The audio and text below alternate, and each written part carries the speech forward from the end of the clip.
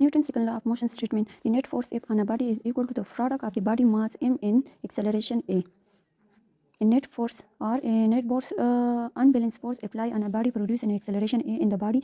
This acceleration is directly proportional to the magnitude of the net force in inversely proportional to the mass of the body. हमारे पास जो acceleration है वो directly proportion है force की, applied force की, और inversely proportion है मास की. जब हम ये दोनों इक्वेशन कंबाइन करेंगे तो हमारे पास आएगी कांस्टेंट ऑफ प्रोपोर्शनलिटी के की वैल्यू हमारे पास आएगी के इस कांस्टेंट है. जब हमारे पास मास होगा 1 kg एंड एक्सेलरेशन होगा 1 metre per second, then force होगा 1 न्यूटन. सब्स्टिट्यूट जब हम ये वैल्यू इस इक्वेशन में पुट करेंगे तो हमारे पास के की वैल्यू आएगा 1 जो कि है constant. So we can write Newton second law is F is equal to ma, or acceleration equal to force divided by mass.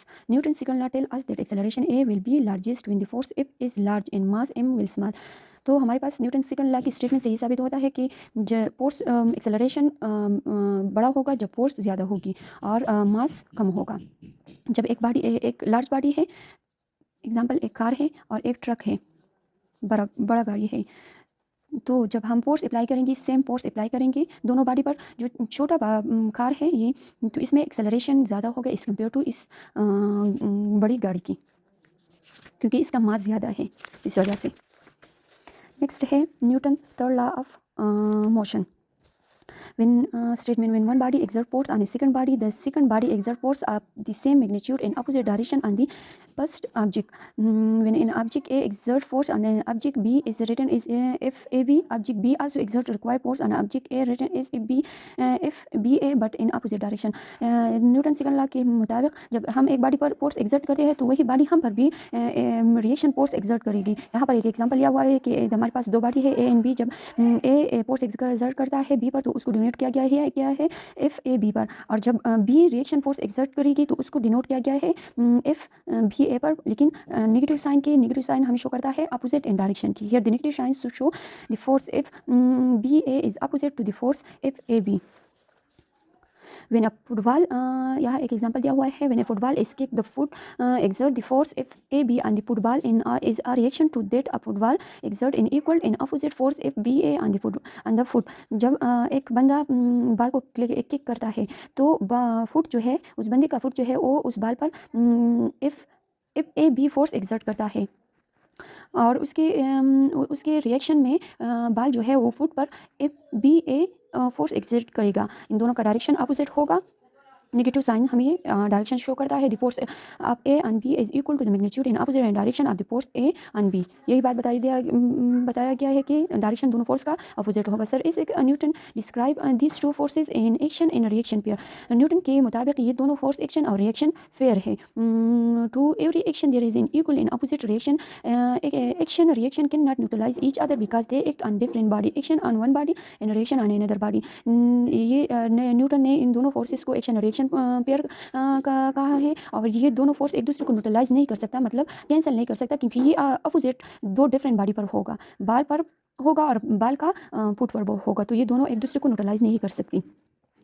We can feel reaction when we push against the edges of a table. Action, our hand push shape change.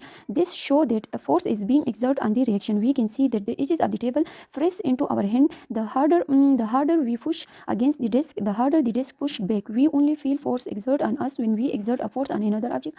What we feel is that the object pushing back on us.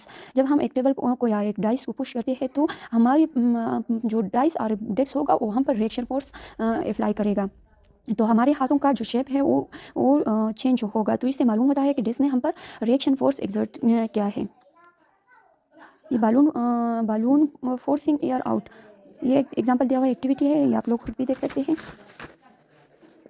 Next है हमारे पास wait.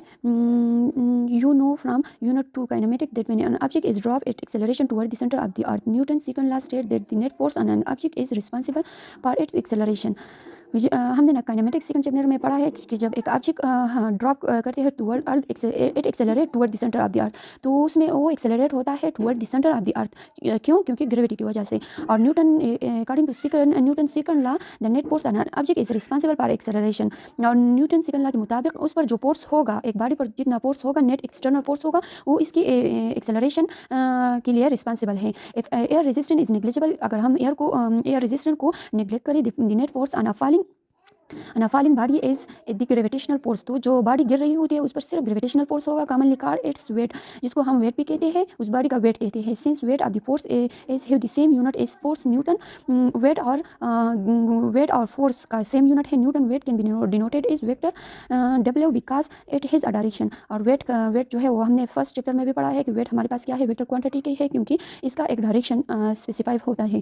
Consider in object with mass M falling down toward the earth, एक example दिया हुआ है कि हमारे पास एक बॉडी है जिसका मास एम है, वो अर्थ की तरफ गिरता है। It experience only downward force of the gravity, तो ये सिर्फ ग्रेविटी फोर्स एक्सपीरियंस करेगा, which is the magnitude weight W, जिसका मैग्नीट्यूड क्या है, डब्ल्यू मतलब वेट है इसका। Newton second law state that the magnitude of the net external force on an object is the, और न्यूटन सेकंड लॉ के मुताबिक उस बॉडी पर नेट एक्सटर्नल फोर्स जो है वो हमारे पास है F equal to ma, since the object experience only the downward force of the gravity. और हमने यहाँ पे पढ़ा कि बॉडी जो है वो सिर्फ डाउनवर्ड फोर्स ग्रेविटी जो है वो एक्सपीरियंस करेगा, तो हमारे पास जो नेट एक्सटर्नल फोर्स है वो ग्रेविटी की जो उसे डाउनवर्ड अट्रैक्ट करता है उसकी बराबर होगा। We note that the acceleration of the object due to gravity is g, और हमें पता है कि एक्सेलरेशन ड्यू टू ग्रेविटी हमारे पास g के बराबर है।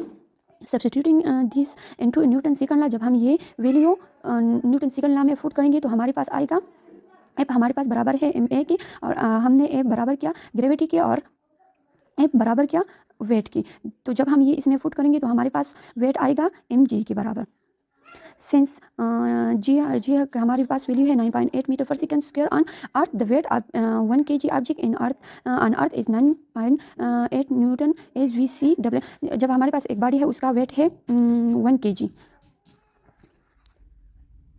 kg है, जब हम ये वैल्यू इसमें पुट करेंगे 1 kg और ग्रेविटी हमारे पास है 9.8 मीटर पर सेकंड स्क्वायर, तो हमारे पास वेट कितना आएगा 9.8 Newton.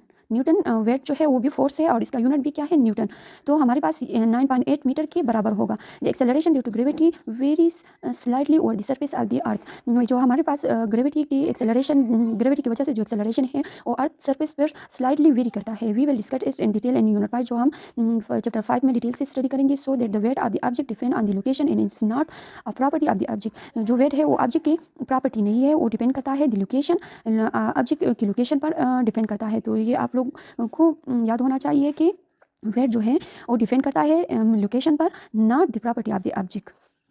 Wait varies on the like mass जो है वो कांस्टेंट है, वो हर जगह पर कांस्टेंट होगा, वो चेंज नहीं होगा, लेकिन वेट जो है वो चेंज करेगा depend upon the location of the object, location और position of the object. Weight varies on large scale if one leaves the earth surface, जब कोई अर्थ सरफेस से बाहर जाता है तो जी की वैल्यू जो है वो और होगी। On the moon for example the acceleration due to gravity is only 1.67 metre per second square. For example एक एग्जांपल दिया हुआ है कि मून पर हमारे पास ग्रेविटी की जो वैल्यू है वो है 1.67 मीटर पर सेकंड, जो बहुत ज़्यादा स्मॉल है अर्थ से। जो है अर्थ पर क्या है 9.8 मीटर पर सेकंड, तकरीबन 10 न्यूटन है, लेकिन मून पर क्या है 1.67 metre per second square. 1 kg mass which has a weight of 9.8 Newton on the earth is only 1.7 Newton on the moon. ये एक बॉडी है जिसका मास क्या है, मास कांस्टेंट होगा। जब एक बॉडी है जिसका मास 1 kg है, जब उसकी वेट अर्थ पर मालूम करेंगे तो वो होगा 9.8 मीटर 8 न्यूटन, जो हमने यहाँ पर पॉइंट किया। लेकिन इसी मास की जो वेट होगा वो मून पर कितना होगा, सिर्फ 1.7 न्यूटन, जो बहुत कम होगा अर्थ के लिहाज से। नेक्स्ट है linear momentum. The linear momentum represented by fee of N object is the product of the object mass m and velocity v. Mathematically we have phi is equal to mv, product of mass and velocity. Momentum, linear momentum हमारे पास किस चीज़ के बराबर है, product of mass and velocity. Linear momentum is a vector quantity, ये भी vector quantity है, that point in the same direction as the velocity. इसका डायरेक्शन कैसा होगा, जैसे velocity की डायरेक्शन, जिस डायरेक्शन में बॉडी मूव करेगा, velocity बॉडी की velocity जिस डायरेक्शन में होगी उस डायरेक्शन में भी उस बॉडी का मोमेंटम भी होगा। ऐसा unit of the linear momentum is kg metre per second और kg मीटर पर सेकंड और सिंपली न्यूटन सेकंड। हमारे पास इसकी वैल्यू यूनिट किससे फाइंड करेंगे? मास की जो हम हमारे पास है केजी और वेलोसिटी की है मीटर पर सेकंड, तो ये भी है। और दूसरा क्या है? Newton second. और न्यूटन सेकंड ये कैसे फाइंड करें कि हमारे पास फोर्स बराबर है मोमेंटम पर यूनिट टाइम। तो जब हम इससे मोमेंटम की वैल्यू निकालेंगे तो हमारे पास आएगा फोर्स टाइम। तो न्यूटन फोर्स का यूनिट क्या है? न्यूटन, और टाइम क्या है? सेकंड। तो ये हमारे पास सेकंड मोमेंटम की यूनिट है, जो यहाँ पर दिया हुआ है कि न्यूटन सेकंड भी हमारे पास मोमेंटम की यूनिट है। तो आपको याद होना चाहिए कि हमारे पास मोमेंटम की 2 यूनिट आते हैं, केजी मीटर पर सेकंड और न्यूटन सेकंड। नेक्स्ट है momentum measure the quantity of the motion in a body. It is our common observation that large force will be required to stop a truck than a car moving at the same speed. कहते हैं कि momentum हमारे पास quantity of motion को इन a body को major करता है। कहते हैं कि एक इन और कॉमन ऑब्जर्वेशन, जब एक दो बॉडी होगी, एक लार्ज ट्रक होगा और एक कार होगा, तो कार जो है वो ट्रक के लिहाज से ज़्यादा स्पीड से मूव करेगा। क्यों? क्योंकि इसका मास कम है, because truck has a large mass than a car. Similarly it is easy to stop a rolling drum of the coal tar of mass 50 kg moving at a speed of 0.1 meter per second, but it is difficult to stop it if it is moving at a speed of 5 meter per second. Next है हमारे पास when a force produce acceleration है in a body of mass m by Newton's second law of motion, it is written is the, हमने Newton second law में पढ़ा था कि हमारे पास force किस चीज़ के बराबर है? F equal to ma की। Acceleration produce change is the velocity of the body from initial velocity vi to final velocity vf during the time interval dt. Then by definition of acceleration के definition से, तो definition acceleration की definition से हमें मालूम है कि हमारे पास एक्सेलरेशन बराबर है वेलोसिटी डिवाइड बाय टाइम की। तो चेंज इन वेलोसिटी हमारे पास किस चीज़ के बराबर होगी? Final velocity minus initial velocity divide by time interval. Putting this value in equation first, जब हम ये एक वैल्यू में इक्वेशन फर्स्ट में पुट करेंगे तो हमारे पास ये इक्वेशन आएगा, और हम ये भी जब m मल्टीप्लाई करेंगे तो हमारे पास ये होगा। और फाइनली एम वी हमारे पास, हमने पढ़ा था कि मोमेंटम हमारे पास क्या है, किस चीज़ के बराबर है? Product of mass and velocity की। तो ये हमारे पास final momentum minus initial momentum divide by time interval होगा। तो ये भी हमारे पास आएगा। फिर हम इसको ऐसा भी लिख सकते हैं, जब हमने वहाँ पढ़ा भी थी कि हमारे पास फोर्स बराबर है मोमेंटम डिवाइड बाय टाइम की। जब टाइम वहाँ पर मल्टीप्लाई होगा तो हमारे पास आएगा momentum force multiply by time. तो जब हम ये टाइम यहाँ मल्टीप्लाई करेंगे तो हमारे पास मोमेंटम इस चीज़ के बराबर आएगा। तो यहाँ पर जब टाइम इससे मल्टीप्लाई होगा तो हमारे पास momentum, total momentum equal to final momentum minus initial momentum, ये इक्वेशन आएगा। तो हम ऐसा भी लिख सकते हैं, जब वो जो दूसरा यूनिट था न्यूटन सेकंड, मोमेंटम का जो यूनिट था वो इस इक्वेशन से आया है। Hence the rate of change of linear momentum of a body is equal to the net force acting on a body. This mean that for a sudden change in momentum force is large in vice versa. तो हम force को इस तरह भी define कर सकते हैं कि हमारे पास फोर्स बराबर होगा change in momentum divide by time interval, और हम मोमेंटम को डिफाइन कर सकते हैं product of force and time. तो जितना मोमेंटम ज़्यादा होगा उतना ही फोर्स ज़्यादा होगा। तो इसका मतलब ये है कि this mean that sudden change in momentum, जो सडन चेंज होगा मोमेंटम में उतना ही फोर्स ज़्यादा होगा। नेक्स्ट है हमारे पास आइसोलेटेड सिस्टम। सॉरी, ये जो लिखाई है इसमें ज़्यादा क्लियर नज़र नहीं आ रहा। Isolated system, we are often interested in the behavior of a collection of particles that interact only with each other. We can draw an imaginary boundary around the particle, but complication can arise if some of the particles experience net force that originate outside the system boundary. In order to effectively study interaction between the particles, we must limit our focus to isolate system of the particle.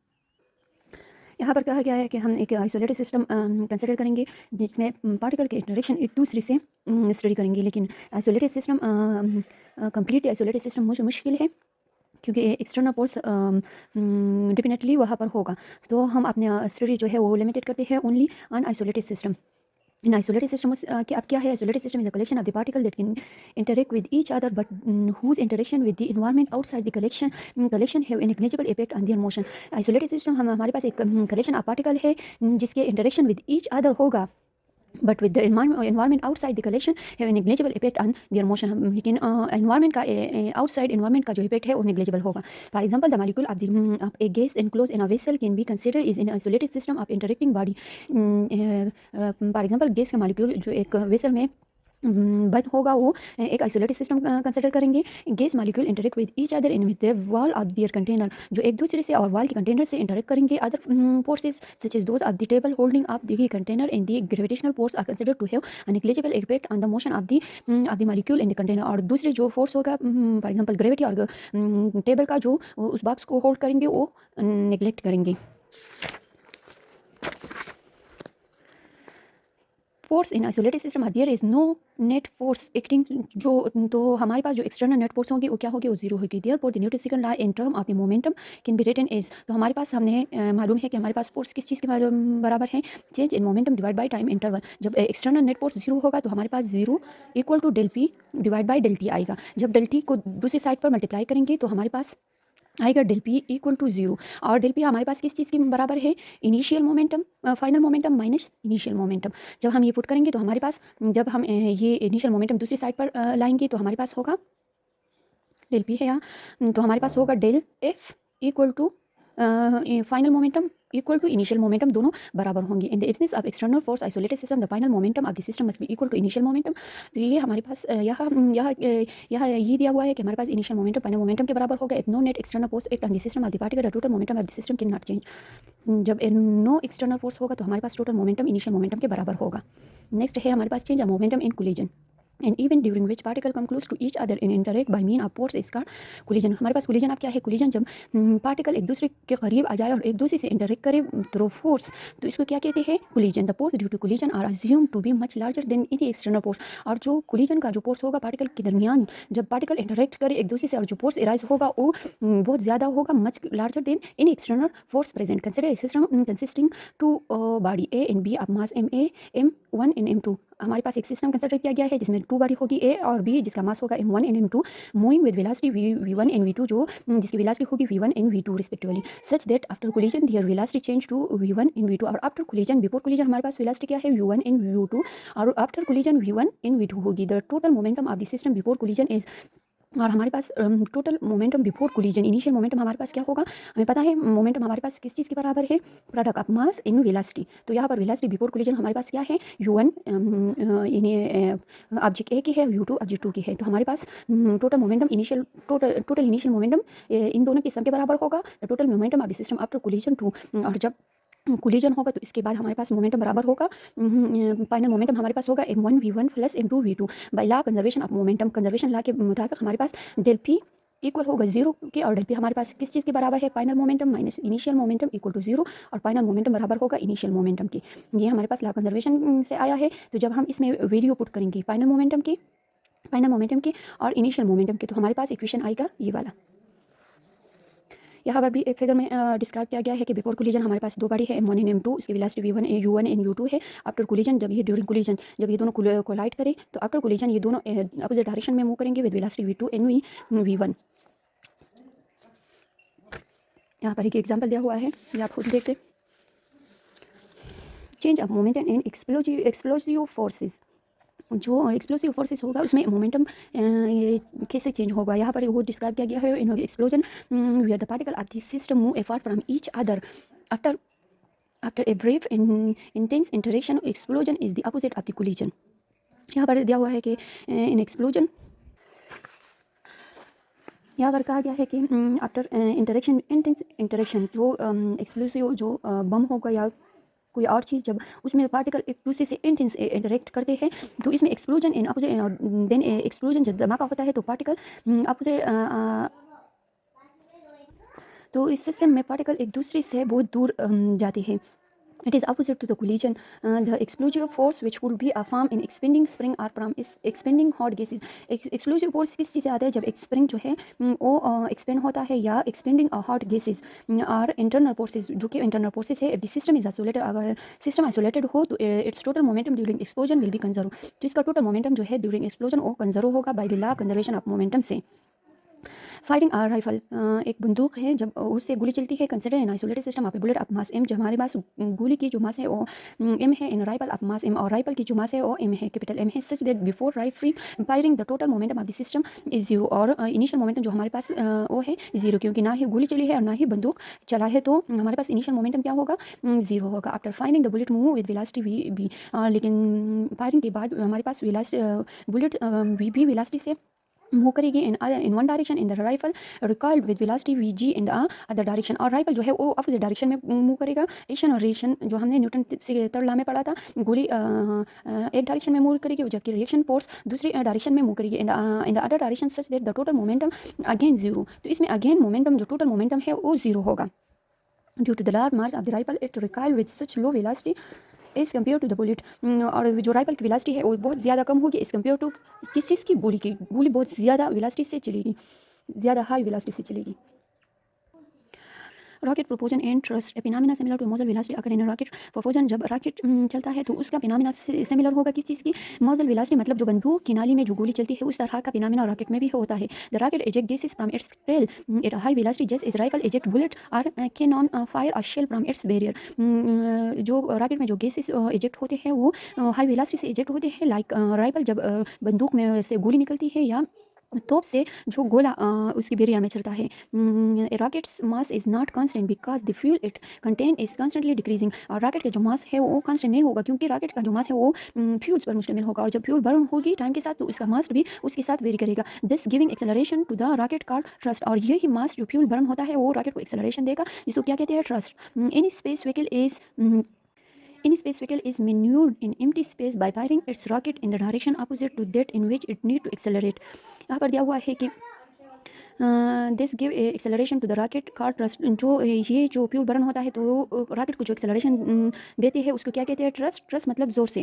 Any space vehicle, जो any space vehicle होता है, जो rocket वगैरह या सैयारी वगैरह जो होते हैं वो जो एम्प्टी स्पेस में फायर करते हैं it's rocket in the direction opposite to that, तो जो स्पेस व्हीकल है जो वो रॉकेट के ज़रिए स्पेस में छोड़ा जाता है, तो जो जहाँ स्पेस व्हीकल को छोड़ा जाता है उसके रॉकेट को उसकी अपोजिट डायरेक्शन में फायर करते हैं, in which it need to accelerate. When the rocket push in on the gases in one direction, the gases push backward on the rocket in opposite direction.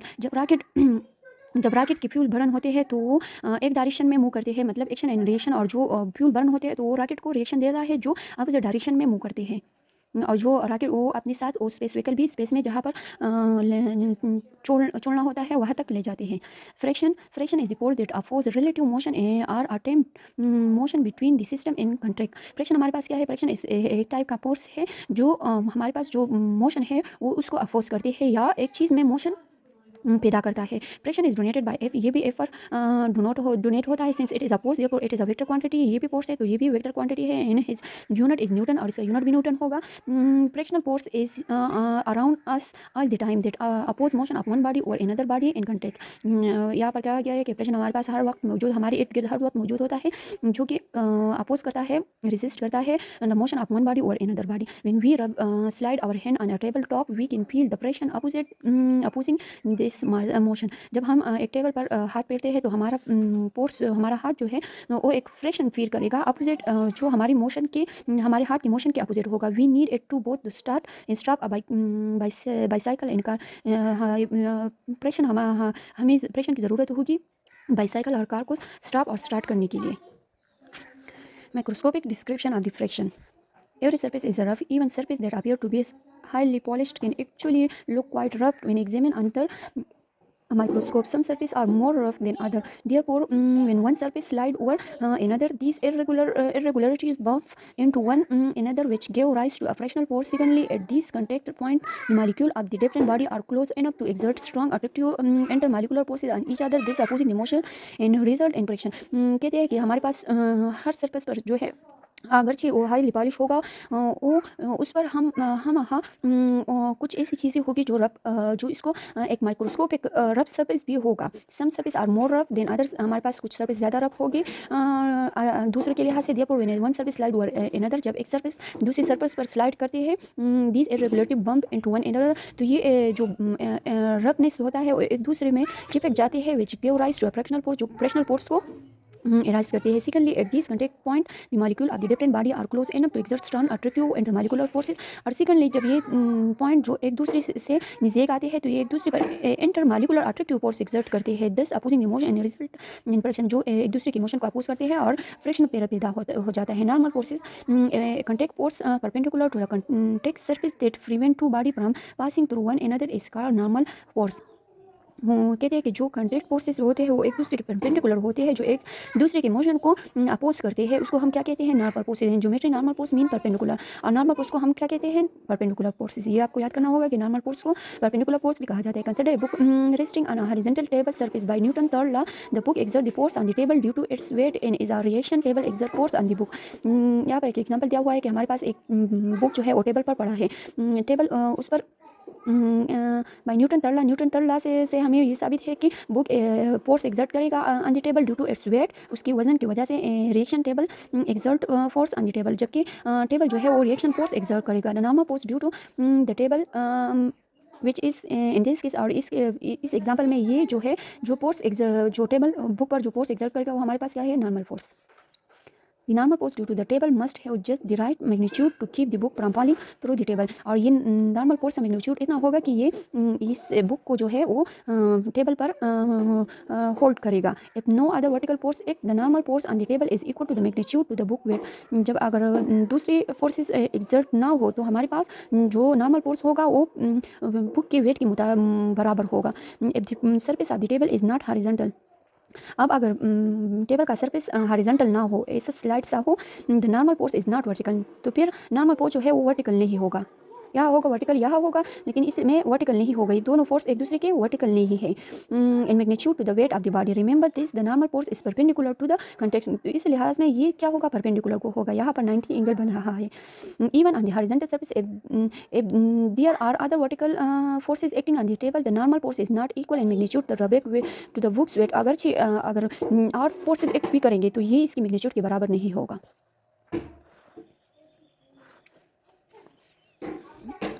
Static frictional, अब हमारे पास type दिए हुए हैं frictional force के type हैं। First है static friction, the frictional force that tend to prevent stationary body from starting to move is called static frictional denoted by f S.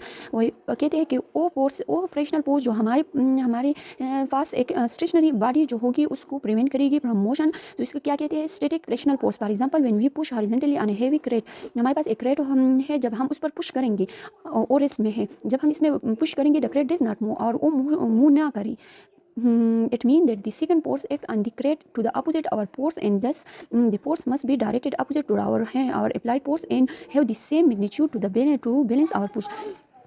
इसका मतलब ये है कि क्रेट पर जो और फोर्सेस होगी वो हमारी अप्लाइड फोर्स के बराबर होगा जो इसको बैलेंस करेंगे। This the force must be directed opposite to our applied force and have the same magnitude to balance our push. जो हमारी पुश को जो हमने अप्लाइड फोर्स किया है उसको बैलेंस करेंगे। That second force is a frictional force, और इस सेकंड फोर्स को क्या कहते हैं, frictional force. when we push even harder, जब हम और पुश करेंगे ज़्यादा ज़ोर से, the crate still does not move, तो crate और फिर भी मूव नहीं करेगा। It means that the frictional force can change in magnitude so that the two forces still balance। तो इसका मतलब ये है कि जब हमने फोर्स ज़्यादा किया तो फ्रिक्शनल फोर्स जो है उसने भी अपने आप को हमारे अप्लाइड फोर्स के बराबर किया, जो तब भी उसको बैलेंस करेगी। Now if we push with more strength, जब अब हम और ज़्यादा ताकत से जोर लगाएंगे, the crate begin to slide, और तब क्रेट जो है वो स्लाइडिंग करना शुरू करें। So we can say that there is a maximum magnitude of the frictional force when we exceed that maximum magnitude the crate start moving। तो इसका मतलब ये है कि हमारा जो अप्लाइड फोर्स होगा वो फ्रिक्शनल फोर्स से ज़्यादा इस केस में हुआ तो क्रेट जो है वो मोशन शुरू करेगा।